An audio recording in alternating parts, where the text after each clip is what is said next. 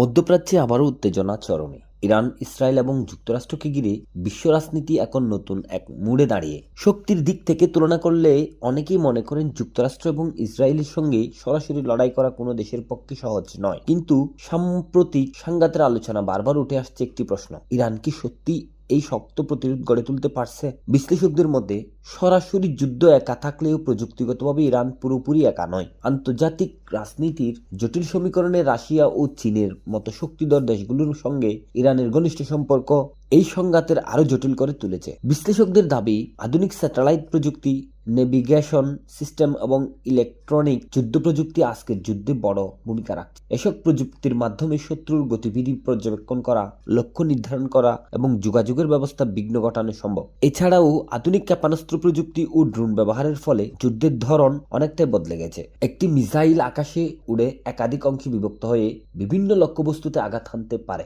যাকে বলা হয় ক্লাস্টার মিউনিশন। যদিও আন্তর্জাতিকভাবে এই ধরনের অস্ত্র ব্যবহারের বিরুদ্ধে বিভিন্ন চুক্তি রয়েছে, তবুও বিশ্বের অনেক শক্তিধর দেশের কাছে এখনো এই প্রযুক্তি রয়েছে। অন্যদিকে যুদ্ধের নতুন বাস্তবতা যুক্ত হয়েছে কৃত্রিম বুদ্ধিমত্তা বা এআই। সামরিক বিশ্লেষকরা বলেছেন, এই প্রযুক্তি ব্যবহার করে অল্প সময়ের মধ্যে বিপুল পরিমাণ গোয়েন্দা তথ্য বিশ্লেষণ করা সম্ভব।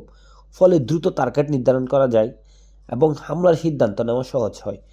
তবে এই ঝুঁকিও কম নয়, কারণ মানুষের মতো নৈতিক বিচার বিবেচনা করার ক্ষমতা প্রযুক্তির নেই। ভুল তথ্য বা ভুল বিশ্লেষণের কারণে বড় ধরনের ক্ষয়ক্ষতি হতে পারে। এই পরিস্থিতিতে মধ্যপ্রাচ্যে এই সংঘাত শুধু আঞ্চলিক সমস্যা নয়, বরং বৈশ্বিক রাজনীতির এক বড় পরীক্ষার পরিণত হয়েছে। বিশ্বজুড়ে বিশ্লেষকরা এখন তাকিয়ে আছেন, এই উত্তেজনা কি বড় যুদ্ধের রূপ নেবে? পরিস্থিতি যেদিকেই যাক না কেন, একটি বিষয় পরিষ্কার: আধুনিক যুদ্ধ আর যুদ্ধের অস্ত্রের লড়াই নয়, এটি প্রযুক্তি, কৌশল ও বৈশ্বিক রাজনীতির জটিল সমীকরণের এক নতুন অধ্যায়।